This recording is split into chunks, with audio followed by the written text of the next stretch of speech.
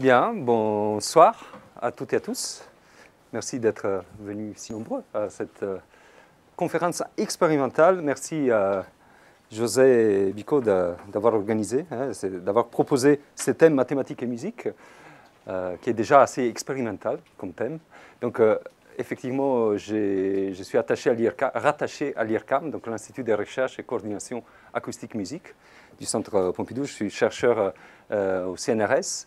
Et aussi, depuis un an et demi, je développe un projet à Strasbourg, donc au sein de l'IRMA, l'Institut de recherche mathématiques avancées, en relation avec les musicologues, autour des liens mathématiques-musique dans ce qu'on appelle les musiques actuelles. C'est une dénomination qui n'est pas très heureuse, mais bon, il faut la prendre un peu comme tout ce qui n'est pas musique savante, ou musique contemporaine, comme on dit dans les jargons du XXe siècle. Donc, en anglais, il n'y a pas d'ambiguïté, il y a popular music. La popular music, ça inclut le jazz, le rock, la pop, la chanson. Et voilà, en français, si on dit musique populaire, on pense tout de suite à la musique des traditions orales, aux musiques traditionnelles. Et donc, ça ne marche pas. Ça ne marche pas en italien non plus. La musica popolare, c'est la musique qu'on entend dans les chants traditionnels corses de la Sardaigne, par exemple, dans les polyphonies. Donc, voilà, c'est pas sur ça de ça dont on va parler. On va parler des chansons en particulier, parce que c'est un peu ma passion. Voilà, c'est ce que j'essaie de développer en alternance avec mon activité principale, qui est quand même l'activité de recherche dans la musique savante. Donc ici, vous avez un aperçu de l'IRCAM, l'institut fondé par Pierre Boulez en 1977. Et là, vous avez on le reconnaît à côté dans la place Igor Stravinsky, à côté du Pompidou, l'édifice style Renzo Piano. Là, vous avez une maquette qui montre en fait que tous les studios d'enregistrement et tous les espaces de travail des chercheurs, c'est au sous-sol.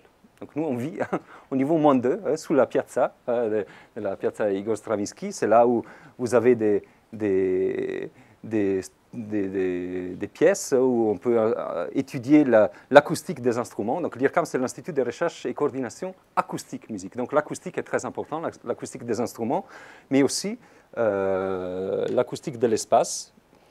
On va voir si c'est parti où ça revient. Voilà, l'acoustique de l'espace. Ici, vous avez l'espace de projection où l'acoustique est variable selon le type de musique qui est jouée. Donc, une grande orchestre ou une petite orchestre aura des besoins acoustiques différents. Donc là, ça a été développé justement pour répondre à la question comment l'espace peut influencer aussi des démarches des compositeurs. Donc ça, c'est l'IRCAM savant, la musique savante, mais moi, j'aime bien aussi mettre à côté des l'IRCAM savants, les l'IRCAM colorés, les l'IRCAM dans lesquels vous avez ici Pierre Boulez et Frank Zappa qui collaborent. Frank Zappa, rocker progressif des années 70-80, qui va frapper à la porte de Pierre Boulez en lui demandant de diriger ses compositions, et Pierre Boulez accepte. Okay, donc vous avez les CD de Perfect Stranger qui montrent, qui témoignent de cette ouverture, qui est aussi une ouverture intellectuelle d'un compositeur savant envers un répertoire plus populaire. Donc là, vous avez un grand axe de recherche, c'est l'improvisation assistée par ordinateur, des musiques des films.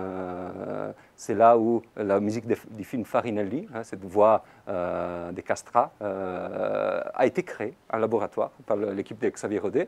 Et c'est là où on s'amuse aussi, et je m'amuse, à faire des expériences en changeant des chansons qui existent. Donc, je vous fais un blind test, je vous passe un petit extrait pour voir un peu quelle est votre réaction.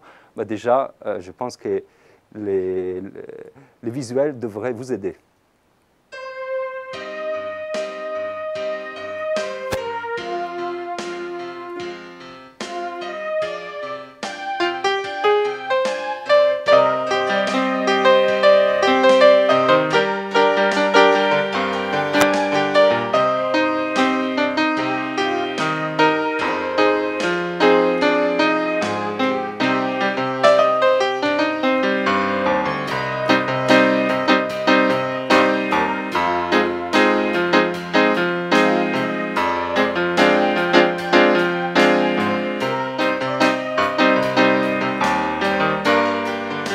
etc. On reviendra sur la suite. Vous avez deviné? Pas du tout? Beatles? Bravo. Non. Encore? D'autres? Hey Jude, yeah. Hey Jude, take a sad song and make it better. Take a sad song and make it better. Là, j'ai pris une happy song et je l'ai mis sad. Hein, je l'ai transformé en mineur. Donc en fait, j'ai fait Hey Jude. Tout accord majeur devient mineur, tout accord mineur devient majeur. C'est les négatifs. Voilà, une petite expérience qu'on peut faire en préservant un petit peu. Oh, on reconnaît, je pense. Hein, si on les réécoute maintenant, vous allez tout de suite me dire ah oui, mais c'est clair, c'est les Beatles, parce que les rythmes, en fait, ça ne change pas.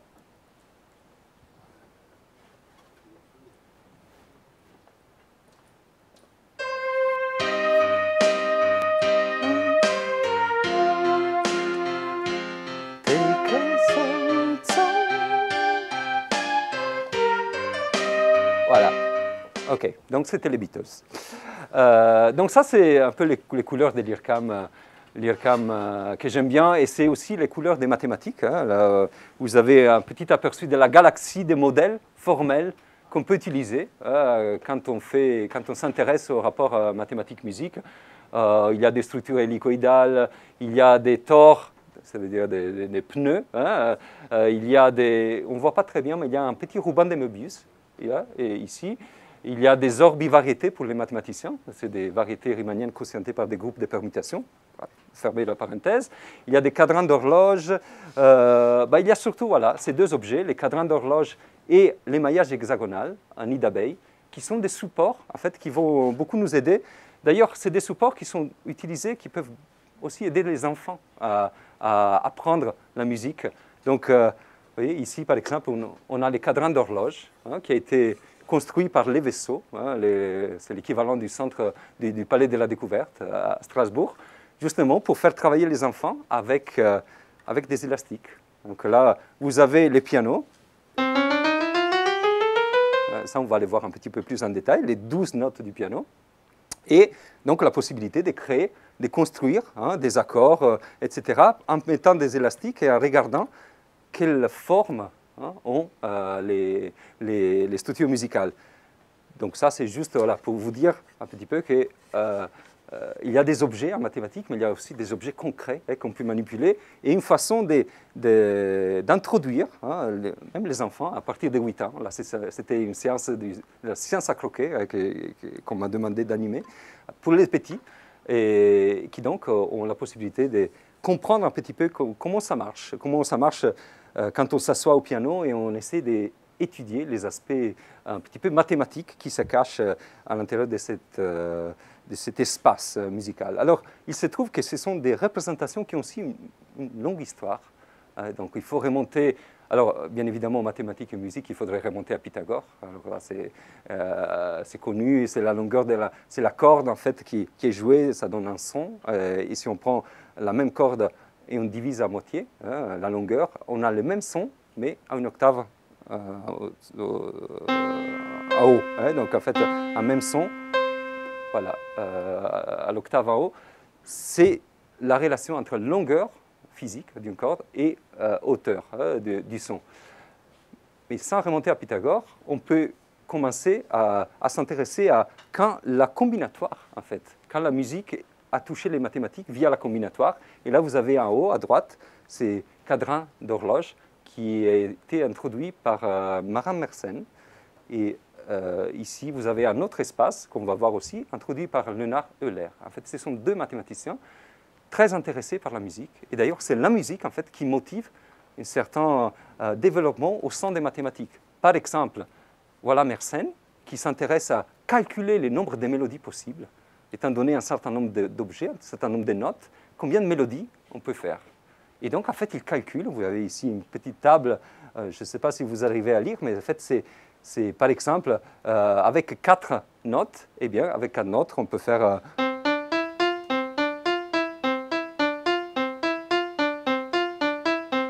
etc. jusqu'à... Donc, en fait, il découvre, ou il développe le concept des permutations d'un certain nombre d'objets, le concept des factoriels. Donc, si on pense que les calculs combinatoires étaient formalisés par Bernoulli, dans les traités d'Ars Conjectandi, une cinquantaine d'années après l'utilisation qu'en fait Mersenne, à partir d'un problème musical, on peut dire que la combinatoire en fait naît avec Mersenne, avec un problème de calcul de nombre de mélodies. Alors ça, c'est les cas simples, mais bien évidemment, il y a des mélodies qui répètent, où les notes se répètent, donc ça devient déjà plus compliqué d'avoir des formules de résolution. Alors cet espace, vous voyez, en fait, ça va être notre support. C'est les cadrans d'horloge, pour des raisons assez évidentes. On calcule les notes, les intervalles, comme on calcule les heures de la journée. Donc on dispose, à partir d'une note qu'on fixe comme les zéros, dans ce cas c'est les Do, ici, eh bien on dispose toutes les notes autour du cercle. Voilà. Et en fait, je vais vous montrer un petit peu en détail cette première structure. Il y a donc du coup de l'algèbre qui se développe, et si vous êtes intéressé, il y a un article qui était paru dans un numéro spécial de Pour la science qu'on avait écrit avec Carlos Sagon, qui est mon collègue, ami à l'IRCAM, informaticien, avec qui on a développé en fait, pas mal de techniques liées donc, à l'algèbre, à l'utilisation des symétries dans la musique. Et voilà, c'est un petit article d'introduction, de vulgarisation. La musique mise en algèbre, ça veut dire essayer de comprendre les substrats algébriques, la notion de symétrie dans ces types d'espace. Alors, je vous fais une petite démo qui utilise en fait un logiciel qu'on a développé dans le cadre d'une thèse, la thèse de Louis Bigot, il y a quelques années.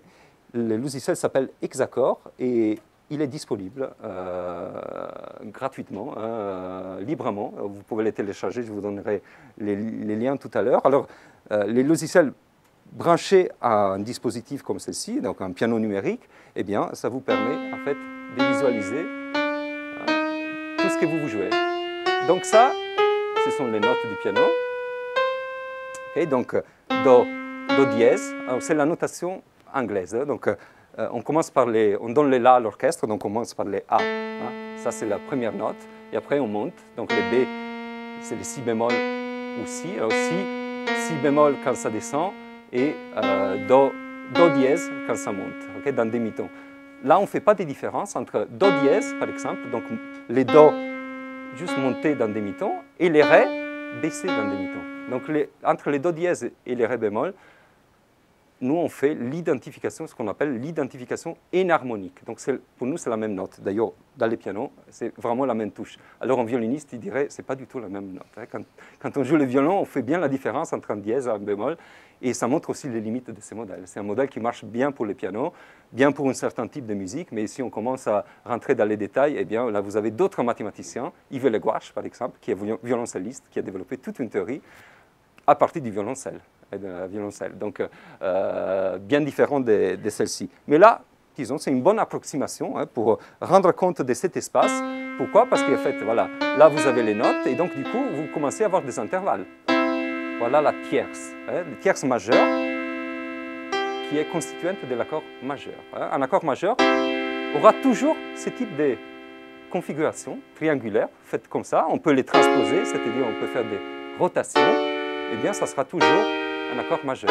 C'est quoi un accord majeur? C'est l'accord qu'on trouve dans des chansons voilà, soi-disant gays, des chansons voilà, qu'on a envie de chanter dans des anniversaires.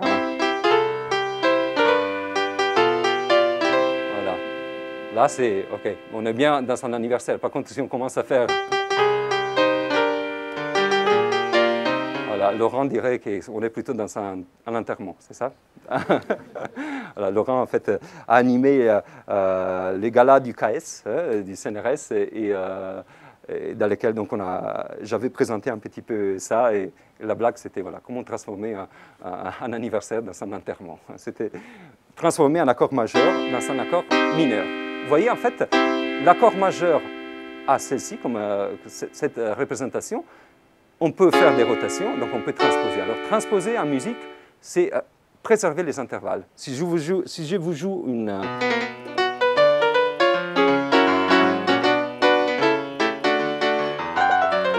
Là, vous reconnaissez, mais je peux changer.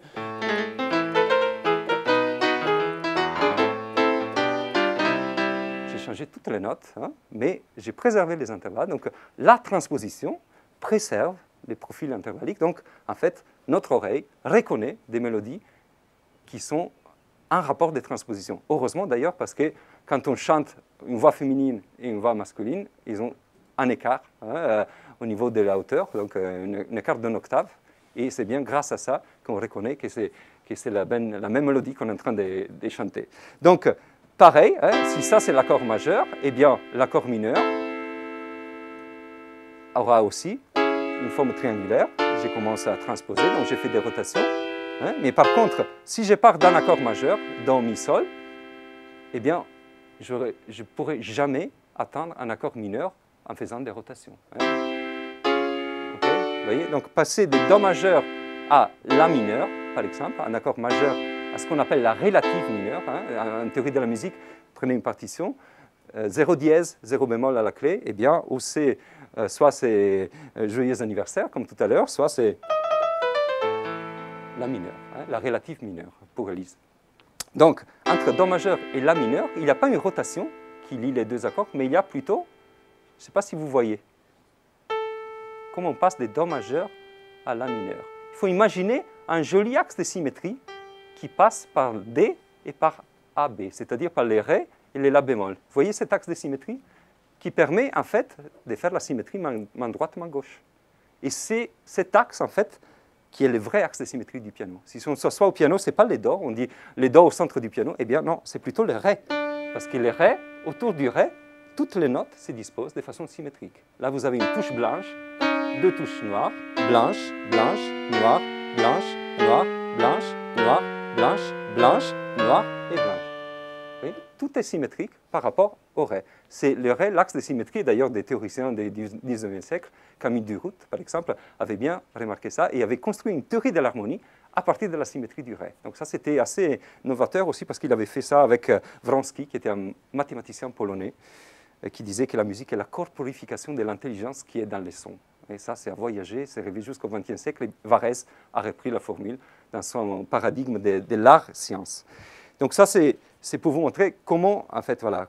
Déjà, vous voyez, en fait, on peut construire des accords, on peut jouer, voilà, et les accords ont une forme.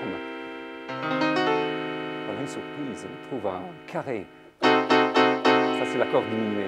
Eh bien, on peut trouver des triangles, l'accord augmenté.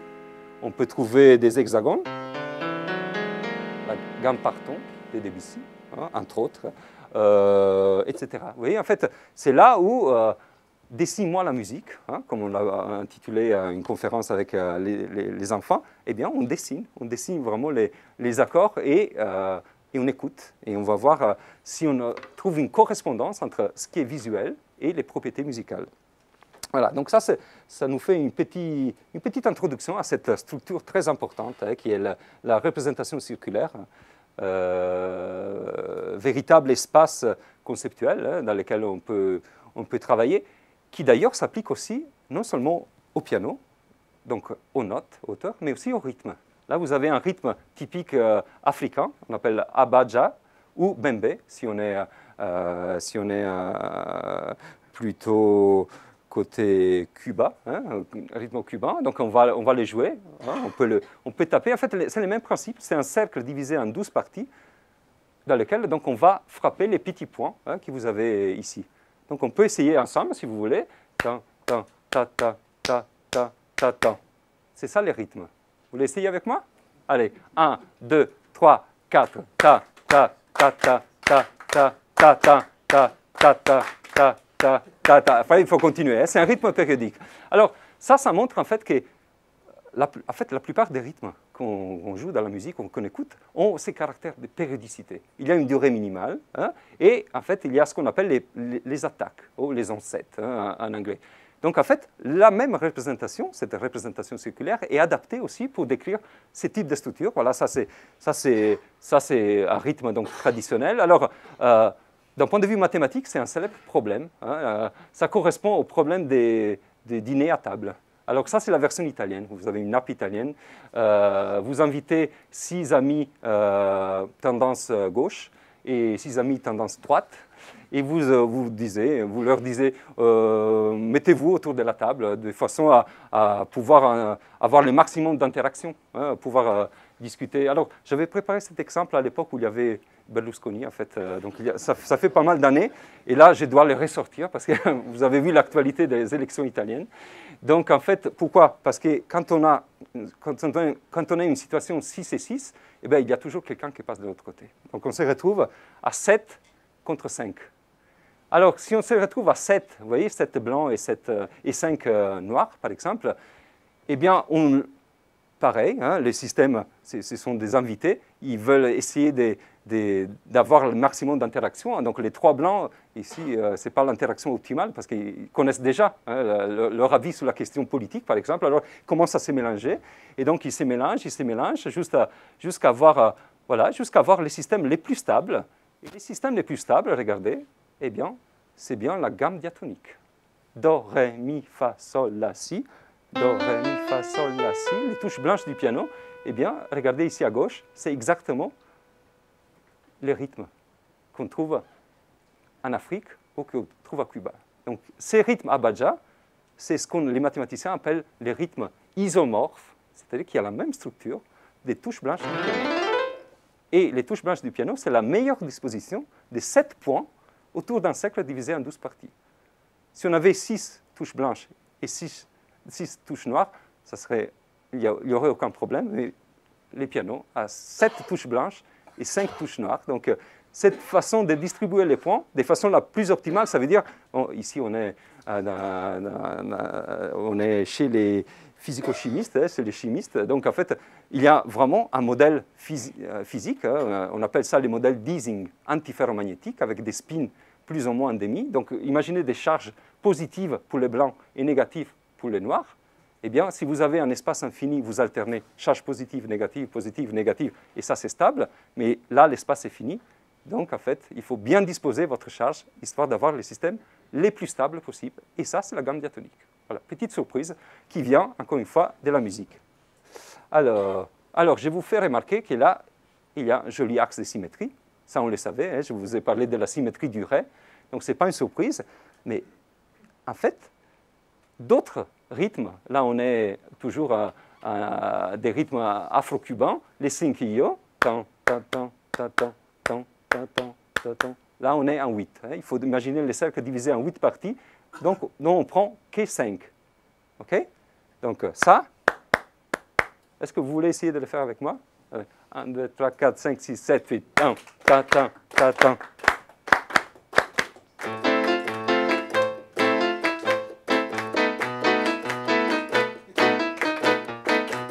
C'est le tango. Les tangos, c'est les cinquillos. Et à droite, vous avez les tresillos. En fait, les tresillos, c'est les points du cinquillo, enfin les points du cercle qui ne sont pas touchés par les cinquillos, c'est-à-dire les complémentaires. Hein. Les complémentaires, c'est les notes qui n'appartiennent pas. Vous voyez, j'ai fait juste une petite rotation hein, pour les mettre à zéro, pour pouvoir les jouer. Donc, tan, tan, tan, 1, 2, 3, 1, 2, 3. Pareil, hein, je peux jouer les tangos sous un tresillo, cinquillo et tresillo. Donc, un, les complémentaires de l'autre, les complémentaires d'un tango, c'est un tango, un petit théorème. Là aussi, vous avez un joli axe de symétrie. Donc, axe de symétrie ici, on peut multiplier des exemples. En fait, on peut aller dans la bossa nova. Donc, ça, c'est voilà, la bossa. Voilà, c'est ça. 1, 2, 3, 4, 5. 1, 2, 3, 4, 5. On est dans un cercle divisé en 16 parties, et vous avez plein de rythmes, hein, un peu de la tradition pareille afro-cubaine. Eh bien, la bossa, si on regarde ses propriétés, c'est lui qui approxime le mieux les pentagones réguliers. La meilleure disposition des 5 points autour d'un cercle divisé en 16 parties. Vous voyez? Donc, en fait, c'est une sorte de pentagone semi-régulier, et avec, encore une fois, un joli axe de symétrie. Pareil, et je continue et je termine cette petite parenthèse sur les rythmes, parce qu'en fait, après, on va se concentrer surtout sur les hauteurs. Ce qui est étonnant, c'est qu'on trouve les mêmes structures chez les pygmées. Les pygmées Aka, hein, ici, c'est des études d'ethnomusicologie, Sima à Rome, et avec un ethnomathématicien, Marc Chemillier, qui a écrit Les mathématiques naturelles, une introduction aux mathématiques des traditions orales. Eh bien, ces rythmes-là, cercle divisé en 24 parties, avec un certain nombre de points qui sont touchés, alors là, ça devient compliqué. Si je vous joue ça, et on va vous demander de jouer et de taper avec moi, essayez de l'écouter. Pas évident. Alors, c'est un rythme qu'on appelle un rythme impair. L'imparité rythmique, c'est la propriété d'un rythme.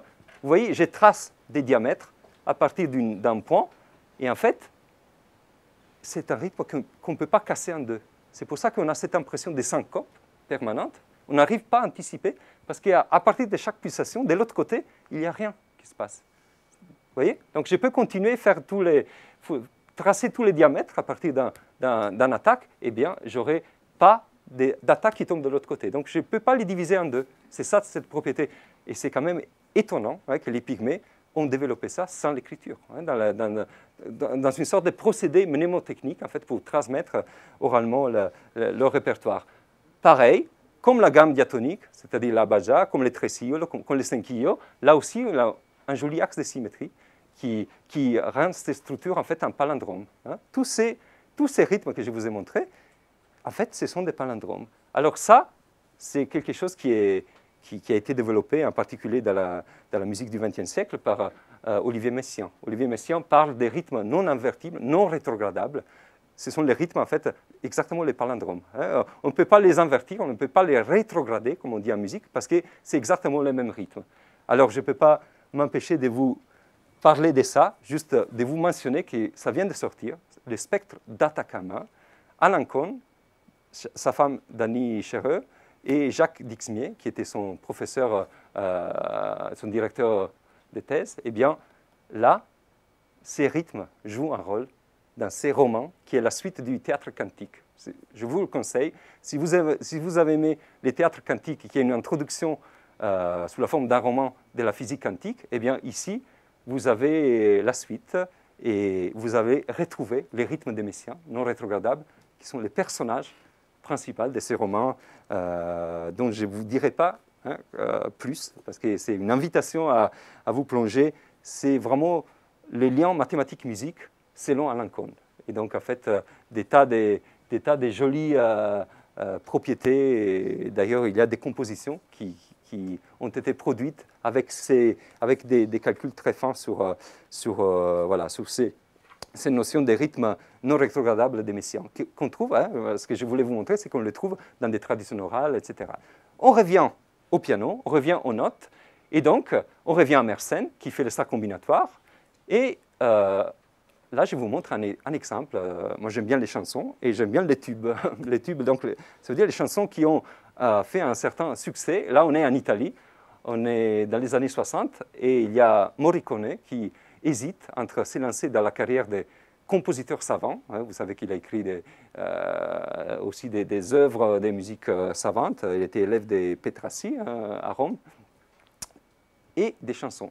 Donc, cette chanson, qui s'appelle Se telefonando, c'est ce qu'on pourrait appeler une chanson permutationnelle. Et vous allez tout de suite comprendre pourquoi. Je vous la joue. Vous avez ici cette cadran d'horloge avec les notes de la mélodie, du refrain. C'est le refrain qui est permutationnel. Ça démarre comme une typique chanson, on dirait, de Saint-Rémy, du festival de la chanson traditionnelle. Mais après, il y a ces caractères permutationnels qui vraiment se mettent en place. Avec la progression d'accords, ici, je vais numéroter tous les accords, je vais énumérer tous les accords qui vont être utilisés. Vous verrez aussi, là, il y a un très joli jeu de permutations. Donc, on va l'écouter dans la version italienne. Ça a été repris par François Hardy, qui a fait une version aussi, je changerai d'avis, mais je vous la propose vraiment dans la version originale, chantée par Mina.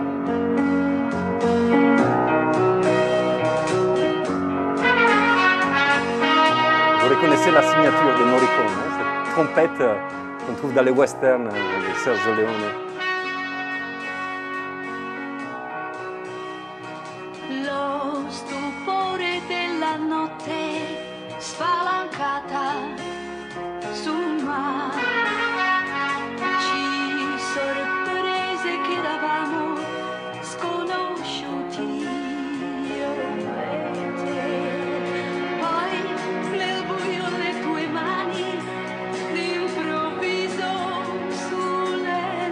Toujours le couplet, très tranquille. Voilà. On prépare les refrains. Et on y va.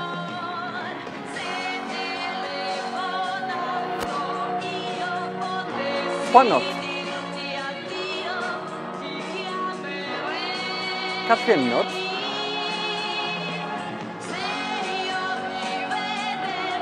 Trois notes.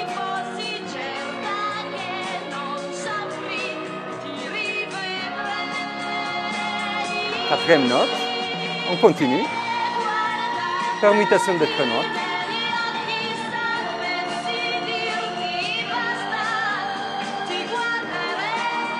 Quatrième note qui intervient.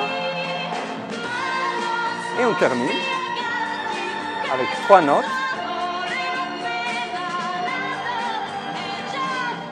Quatrième note. Et une cinquième qui sert pour redémarrer. Et ça reprend. Et jusqu'à la fin, c'est ces refrains obsessionnels avec les accords. Vous avez un gras ici. Hein, on peut continuer à écouter hein, parce que voilà, chaque fois, en fait, il y a des accords différents qui interviennent. On peut monter un petit peu comme ça, on peut.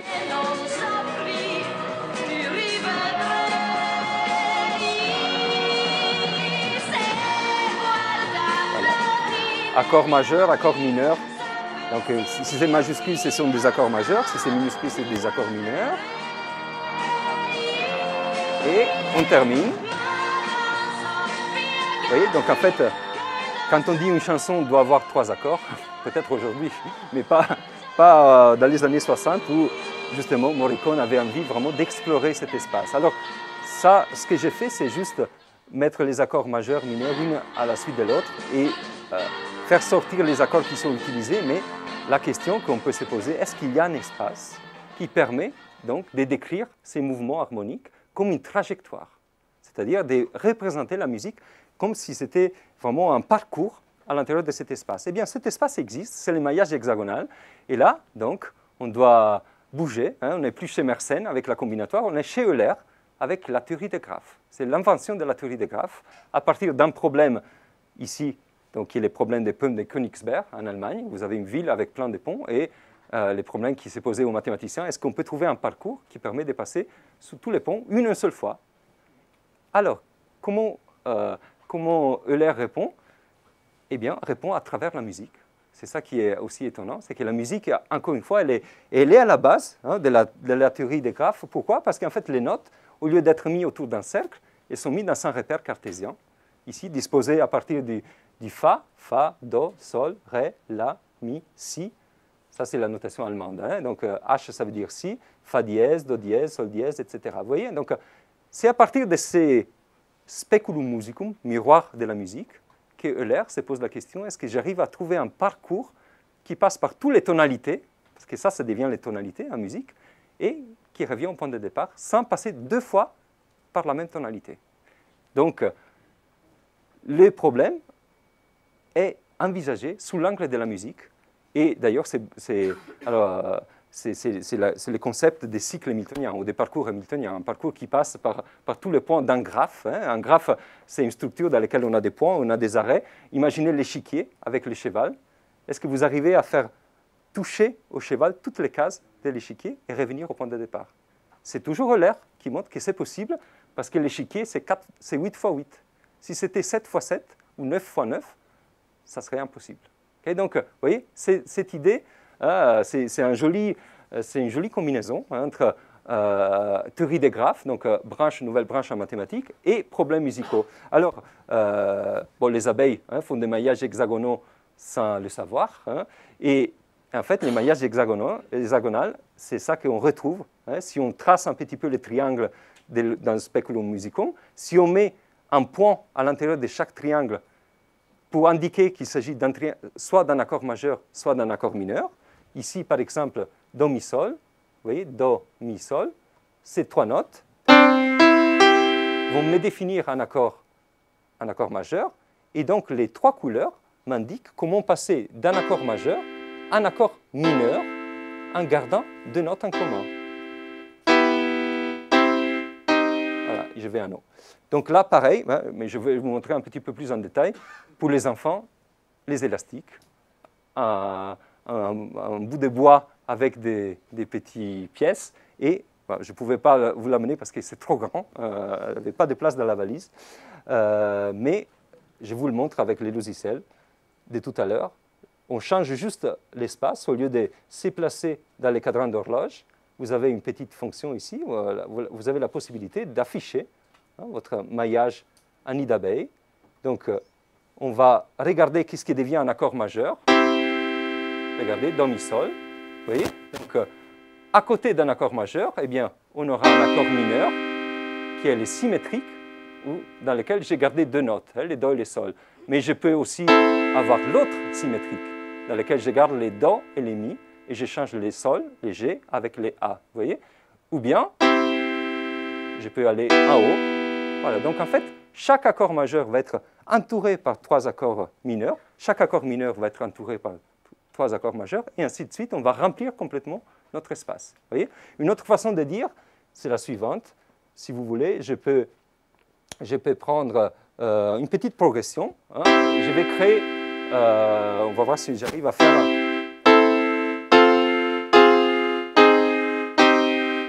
voilà, j'ai fait un petit hexagone, vous voyez, donc avec cette progression,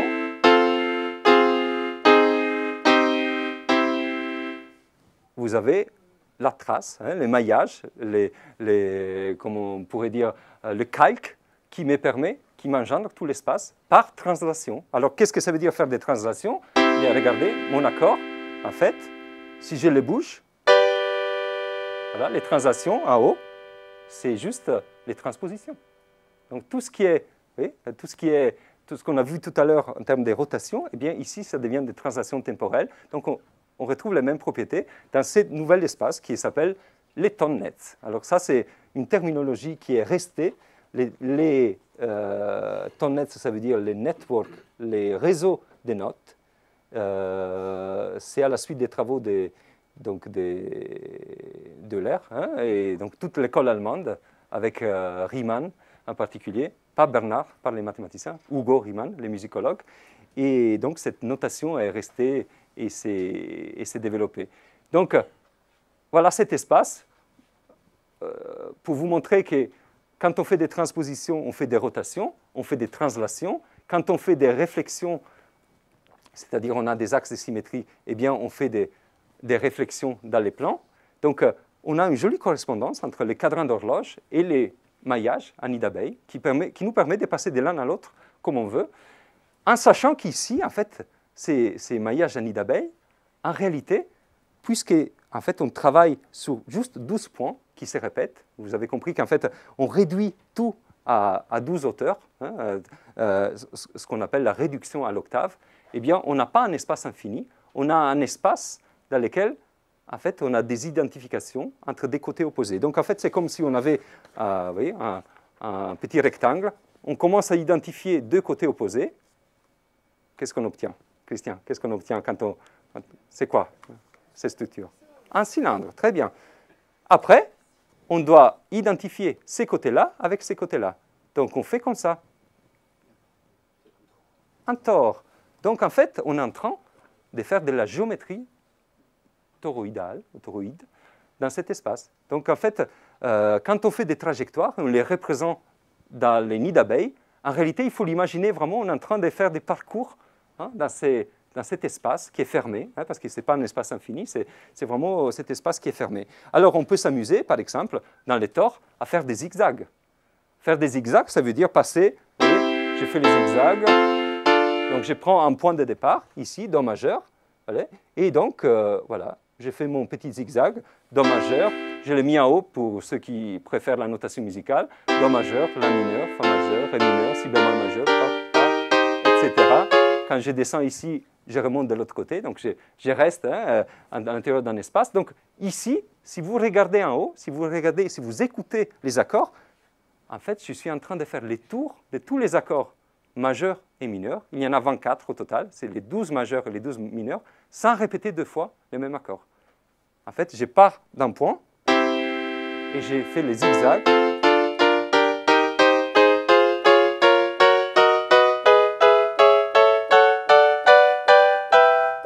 Et voilà, à nouveau, à Do majeur, un octave en haut. Okay, donc j'ai construit un cycle hamiltonien. C'est mon cheval qui remplit toutes les cases de l'échiquier. J'ai construit un cycle hamiltonien sous les tonnes nettes, c'est-à-dire un parcours qui touche tous les accords majeurs et mineurs une seule fois, il revient au point de départ.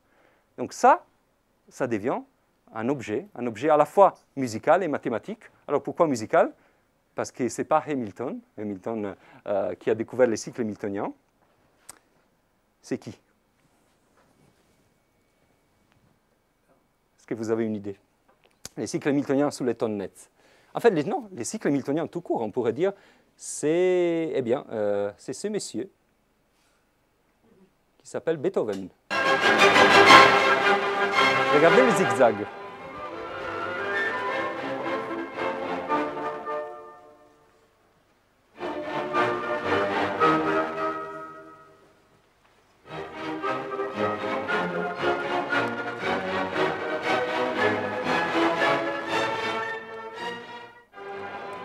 Voilà.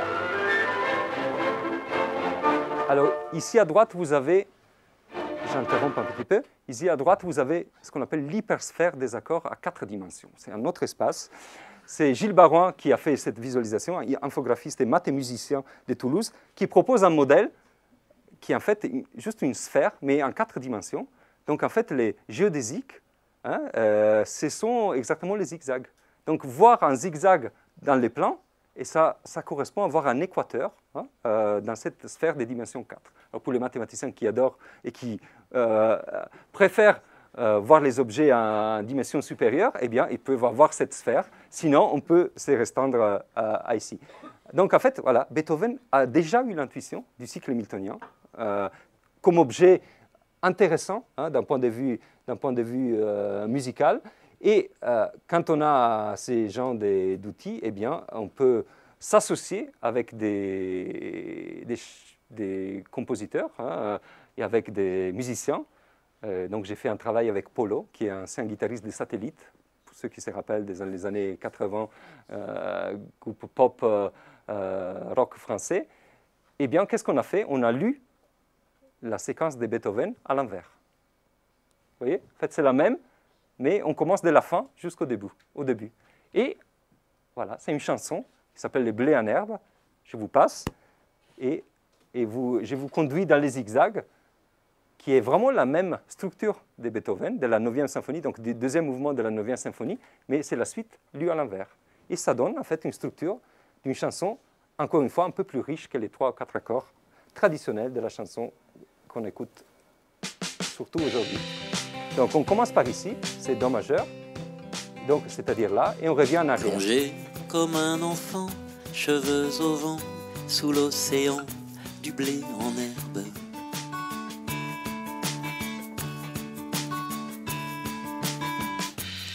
Marée d'épis, couleur d'amande qui tendent à caresser le ciel. Voilà, là on est sorti en haut, on revient en bas, c'est un tort, donc on continue, on est là. Algues tendres de 1000 plages, frôlant le ventre des nuages. Vous voyez, tous les accords sont différents. On n'a pas touché 2 fois les mêmes accords pour l'instant. Cheveux de pluie, mais on est bientôt à la fin du cycle. Qui frissonne et voilà, à l'unisson. On est à Do majeur on était, et on revient. Donc on a fermé les boucles. Et là, c'est pour vous montrer. Suivre le bord des continents, dans l'océan du blé en herbe.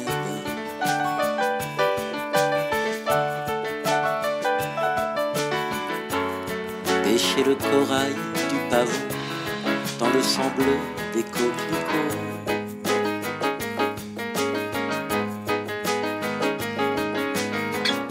Croiser le matin dans l'herbe folle de tourterelles qui s'envolent. Suivre les jeux des hirondelles sur le paysage éternel.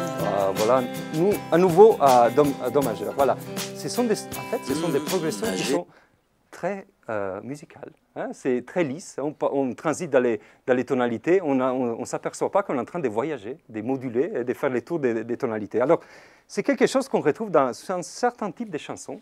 En Italie, moi je suis un fan de Paolo Conte. Je ne sais pas si dans le public il y a des aficionados de Paolo Conte. Et en tout cas, Madeleine, petit bijou des chansons dans lesquelles on peut l'écouter ensemble avec cette idée de voyager dans l'espace. Hein. Donc en fait, c'est Paolo Conte qui le dit en fait. Et il essaie de faire bouger l'auditeur et de le faire promener dans les tonalités. Donc on peut l'écouter et voir qu'est-ce qui se passe. Donc les suites d'accords sont ici. Hein, et on va suivre la progression ensemble. Donc on commence par les rouges. C'est une chanson à La bémol majeur. Donc le premier point, c'est ici. Qui.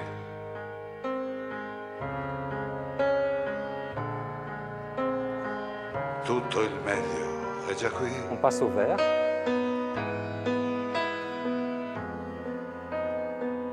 E non ci sono parole. On passe au bleu.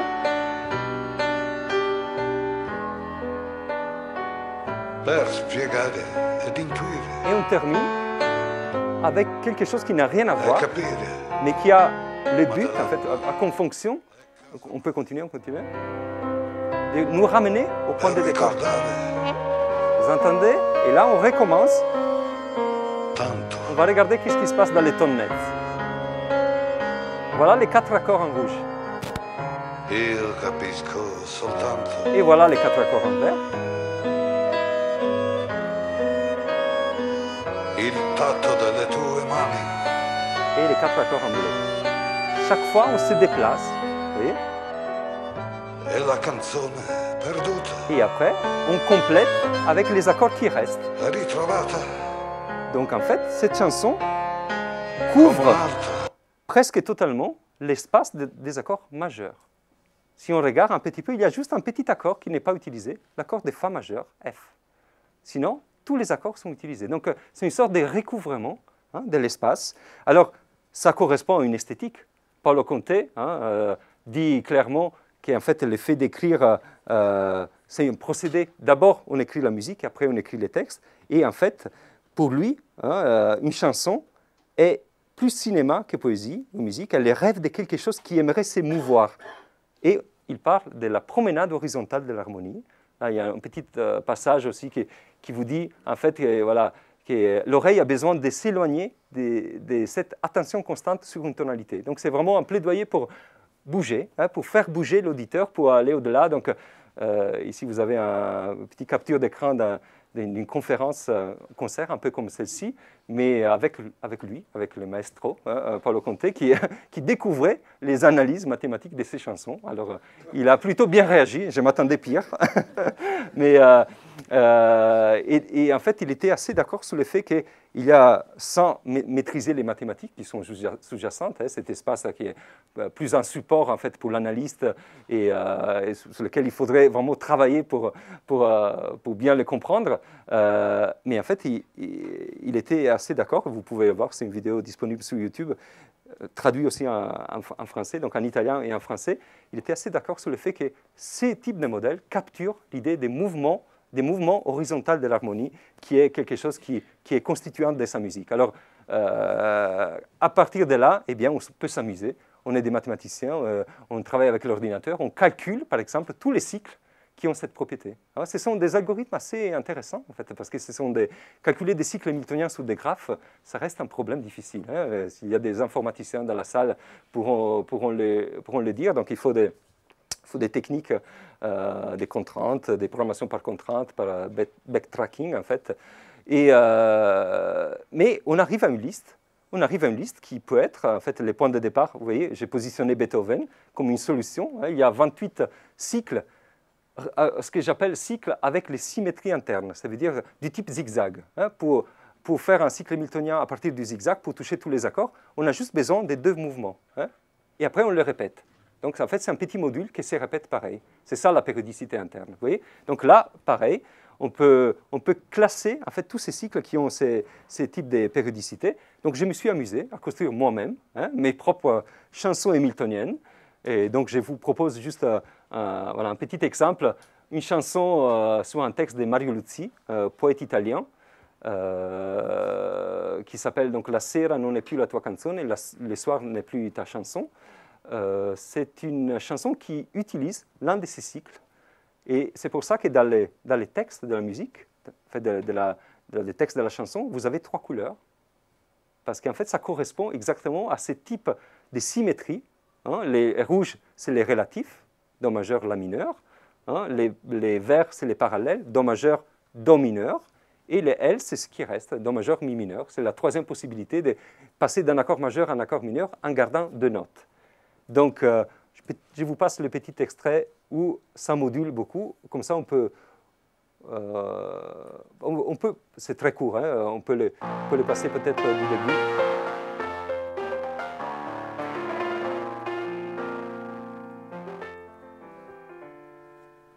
Tu peux monter?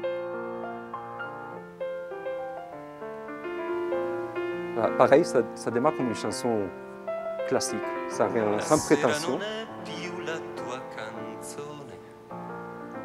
Questa roccia d'ombra traforata dai lumi e dalle voci senza fine, la quiete d'una cosa già pensata. Ah, questa luce viva e chiara viene solo da te, sei tu così vicina al vero d'una cosa conosciuta, per nome una parola che è passata, nell'intimo del cuore si è perduta. La chanson a été arrangée par Mattia Bergomi, qui était mon étudiant en doctorat, qui est aussi musicien et qui a fait voilà, des travaux d'arrangement. Et voilà les passages hamiltoniens. Caduto è più che un segno della vita, riposi dal viaggio, sei tornata dentro di te, sei scesa in questa pura sostanza così, etc. Ça continue. On va juste attendre la fin du cycle. Silenzio dell'essere, nel silenzio dell'essere. Et voilà, l'accord de départ, La bémol majeur, c'est une progression qui démarre en La bémol et termine en La bémol. Donc l'utilisation, voilà, un exemple d'utilisation pour les musiciens qui veulent se lancer. En fait, c'est vieux, c'est les contraintes dans la littérature, dans l'art, c'est l'oulipo. En fait, on est en train de redécouvrir les techniques de l'ouvrage de littérature potentielle, comment écrire un roman sans utiliser la lettre E, la disparition de Pérec, comment faire 100 000 milliards de poèmes qui tiennent sur un livre, juste en découpant de façon astucieuse les pages. Et donc là, il y a plus de romans, plus de poèmes de ceux que vous pouvez lire dans une vie entière. Et ils sont tous là, dans les bouquins. Ou comment faire la vie mode d'emploi avec des carrés, des doubles carrés latins, ou les châteaux de destin croisés, parce qu'il y a aussi Italo Calvino, écrivain italien, qui fait partie de l'Oulipo, en tirant des tarots, jouant des tarots. Donc ça, c'est les contraintes qui sont dans la littérature. Alors, ce qu'on essaie de faire, nous, c'est l'Umupo, l'ouvroir des musiques potentielles. Je suis membre d'un collectif très jeune, voilà, 7 personnes qui font partie donc des l'Umupo, l'ouvroir des musiques potentielles. On travaille pas mal avec les collègues de l'Ubapo, l'ouvroir des bandes dessinées potentielles, c'est-à-dire ceux qui font de la bande dessinée à partir des mathématiques. Alors, avec eux, en fait, on fait de la musique à partir de la bande dessinée et on leur offre la musique pour qu'ils fassent des bandes dessinées à partir de la musique, qui est faite avec des contraintes mathématiques. Vous voyez un petit peu la complexité. Si vous êtes intéressé, donc, il y a un joli article en fait, qui est paru dans cette revue qui est une revue de vulgarisation des jeux mathématiques, hein, qu'on trouve gratuite dans les salons des jeux mathématiques, qui s'appelle Lumupo entre musique et mathématiques, qui décrit un petit peu voilà, notre démarche. Vous voyez, en fait, voilà, on est en train de réactualiser hein, un petit peu cette démarche. Ben, nous, on les fait de façon consciente, c'est-à-dire on crée des contraintes, on crée des chansons hamiltoniennes, on essaye d'utiliser les mathématiques, mais bien, il y a des groupes qui font ça de façon sans savoir qu'en fait, ils sont en train de faire des mathématiques. Là, c'est Muse, je ne sais pas si ça vous dit quelque chose, un groupe pop. Eh bien, je vous passe la vidéo qui montre comment ce morceau, qui s'appelle Take a Bow, hein, faire voilà, une inchine, on dit en italien, faire, comment on dit, une révérence, voilà, une révérence.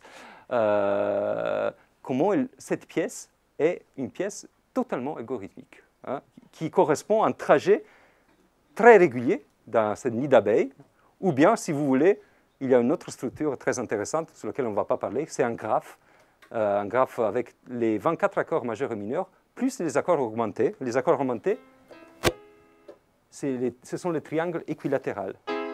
Ce sont les nœuds, en fait, de cette structure qu'on peut ajouter. Mais je pense qu'avec les tonnettes, c'est assez. On ne va pas rentrer dans d'autres types de représentations, mais regardez un petit peu cette vidéo qui vous montre, avec donc Take a Bow, hein, des muses, qui vous montre que finalement, on peut faire des maths sans les savoir.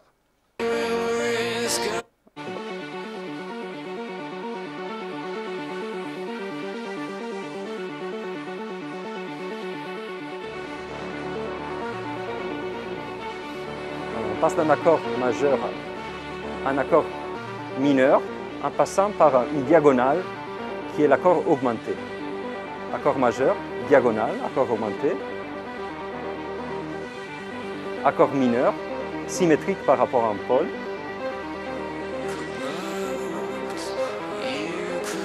On peut monter un peu, parce que c'est joli.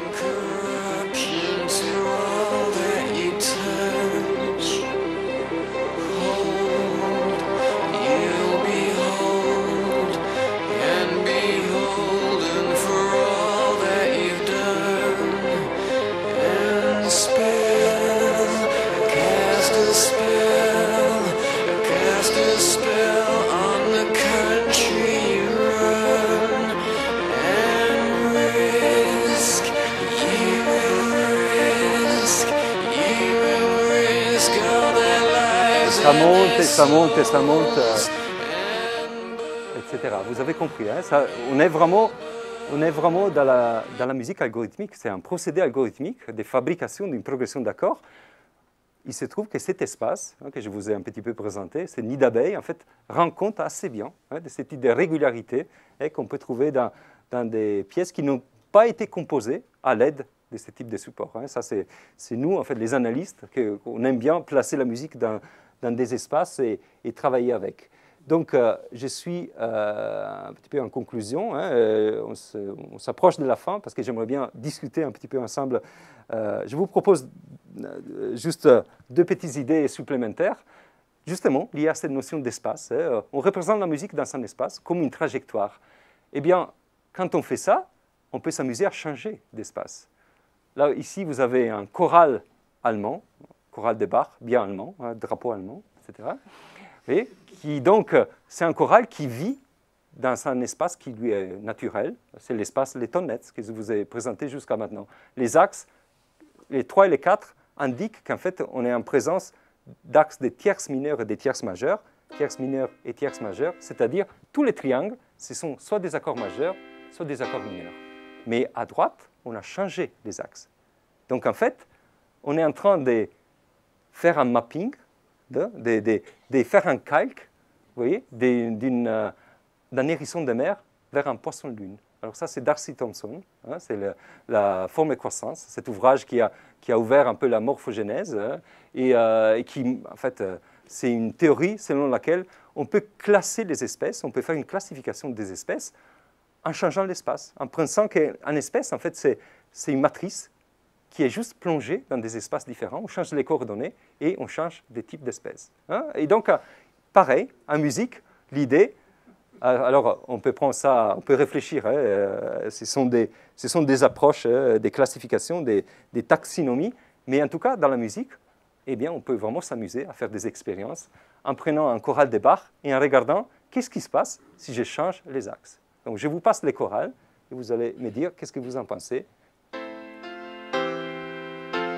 On peut monter.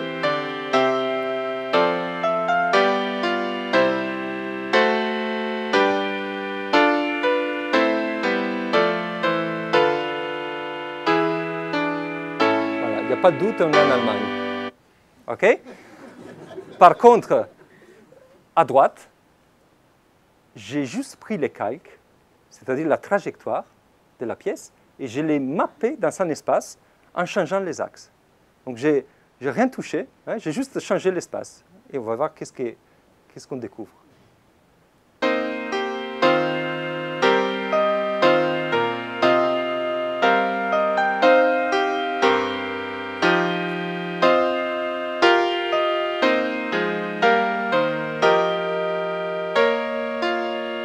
Qu'est-ce qu'on remarque en fait? On remarque qu'on a une structure qui sort. C'est la structure de la gamme pentatonique, hein, les touches noires du piano, hein, qui donne une sonorité un peu asiatique. On a chinoisisé, quelque part, hein, un choral de Bach. Alors, mais c'est quoi l'idée en fait? C'est quoi les messages? Les messages, c'est que les styles, c'est l'espace. Les styles, en fait, ça dépend où on plonge les objets en musique. Hein, les objets musicaux peuvent avoir un style différent selon les types d'espace dans lesquels on les décrit. Et donc, en fait, cette approche que je vous ai présentée, basée sur la géométrie, eh bien, devient un véritable outil d'analyse. Si on prend des pièces et on les fait rentrer à l'ordinateur, eh bien, ici, vous avez des statistiques des espaces, en fait, qui sont les plus adaptés pour décrire les pièces. Chez Bach, il y a un espace qui sort, c'est les tonnettes. C'est cet espace qui est caractéristique. Vous voyez, en fait, les grands histogrammes ici. Hein, ici, vous avez tous les espaces, toutes les possibilités de changer les axes pour engendrer les maillages hexagonaux. Eh bien, il y a un espace qui prime sur les autres, c'est bien les tonnettes que je vous ai présentés. Si on prend voile de Debussy, eh bien, les tonnettes disparaissent. Il y a un espace ici qui correspond en fait à la gamme parton, à l'hexagone. C'est ça, en fait, qui devient caractéristique du style de Debussy. Et c'est donc cet espace, 2, 4, 6, la gamme parton, qui est beaucoup plus important du tonnet. Vous voyez? Donc, en fait, c'est comme ça qu'on peut faire une classification automatique du style en demandant à la machine, avec une pièce en entrée, trouve-moi l'espace qui colle le mieux avec cette idée d'avoir une trajectoire connexe, hein, parce qu'en fait, il y a une hypothèse de connexité des trajectoires. On ne veut pas des trajectoires dans lesquelles les points sautent dans l'espace. Sinon, l'espace n'est pas adapté. Et donc, qu'est-ce qu'on trouve, par exemple, si on prend le Pierrot lunaire de Schoenberg, selon vous? Est-ce qu'il y a un espace qui va sortir? Voilà, très bien. En fait, tout est distribué. C'est l'un des principes des techniques dodécaphoniques. Il ne faut pas avoir des pôles, il ne faut pas reconnaître qu'il y a un centre quelque part. Donc c'est cette idée qui est une idée compositionnelle qui sort juste d'un calcul de type de la géométrie. Donc ça c'est plutôt un bon signe. On retrouve quelque chose que les musicologues, sur lequel les musicologues sont bien d'accord. Voilà, donc là vous pouvez vous amuser, vous. Hexacor, c'est le logiciel qui permet de faire tout ça. Ça a été développé par Louis Bigot dans le cadre de sa thèse et il est disponible ici. C'est une application qu'on télécharge et on peut donc du coup jouer et s'amuser à faire des tas de choses, dans des mappings dans des espaces exotiques, voir qu'est-ce que ça devient une sonate de Mozart. Si on change les intervalles, est-ce qu'on la reconnaît? Et une opération qu'on peut faire, c'est célèbre, disons plutôt, c'est cette idée du passage au négatif. qui était le point de départ de cette conférence. Alors, qu'est-ce que c'est qu'un passage en négatif? En fait, c'est prendre une pièce et lui faire une rotation. Ici, on a une trajectoire, et en fait, on fait une rotation de 180 degrés autour d'une note, autour d'un pôle. Vous voyez? Donc, en fait, c'est comme ça que Hey Jude, accord de Fa majeur, point de départ, quand on fait une rotation, vous voyez, qu'est-ce qu'il devient, en fait? Do mineur. Donc, Fa majeur, Do mineur, symétrie, main droite, main gauche. Et ça, voilà, c'est quelque chose qu'on peut faire de façon automatique. Donc, on peut s'amuser à négativiser, à faire les négatifs.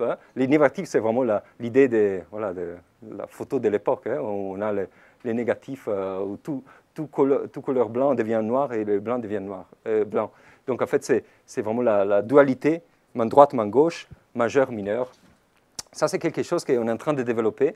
Je vous ai un peu mentionné les recherches qu'on essaie de faire à Strasbourg, en relation toujours avec l'IRCAM. C'est dans le cadre d'un projet qui s'appelle SMIR, Structural Music Information Research, la recherche de l'information musicale symbolique sous base structurelle, à propos de la structure. Et en fait, voilà, ça c'est un petit peu l'idée de naviguer entre la musique, les mathématiques, revenir à la musique avec le passage intermédiaire qui est donné par l'informatique, avec des retombées épistémologiques, cognitives. Donc ça, c'est assez vaste, en fait, comme cadre conceptuel. Là, j'ai insisté un petit peu sur quelques aspects musicaux. On est dans les symboliques, donc nous, on travaille avec des sons qui ne sont pas très jolis. Vous avez vu, c'est un piano numérique. C'est plutôt vraiment pour faire un travail préliminaire qu'on pourrait donner ensuite à des compositeurs qui ont envie d'orchestrer, ou des collègues qui travaillent, eux, sous l'audio, et ils arrivent à faire, par exemple, des transformations qui sont les mêmes. C'est cet passage au négatif, mais avec un bon timbre. Et là, vous avez, par exemple, cette version que vous allez reconnaître, dans laquelle, pareil, on a créé une dualité entre majeur et mineur. Et alors, c'est Oleg Berg qui s'amuse à faire ce type d'expériences qui sont loin d'être anecdotiques. Je pense qu'on touche vraiment à la question de la pertinence de certains types de transformations géométriques qui préservent un style et qui changent quand même pas mal la perception de la musique.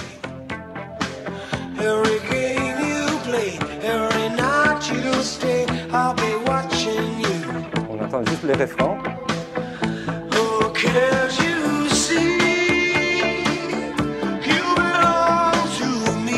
On est ailleurs, on est dans un univers où on a déformé vraiment le message initial. Alors, ça, c'est une chanson où, comme les Beatles, c'est clair, les accords majeurs, les accords mineurs, mais chez les Queen, avec Bohemian Rhapsody, là, on est vraiment dans l'ambiguïté. Caught in a landslide, no escape from reality. Open your eyes, look up to the skies and see. Pareil, je pense qu'il y a un grand potentiel pour se lancer dans des transformations des choses qui existent, ou écrire vraiment des pièces qui permettent de jouer sur cette dualité, majeur-mineur, comme à la fois, disons, issu d'un calcul mathématique, mais aussi avec vraiment une pertinence musicale. Après, la question des droits d'auteur, eh bien, se pose, parce que qu'est-ce qu'en est d'une chanson comme ça? Les copyrights, enfin, là, c'est reconnaissable, mais la chanson des Beatles, que je vous ai fait écouter, c'est déjà, ça pourrait déjà passer par une compo originale. Bien, je vous remercie beaucoup.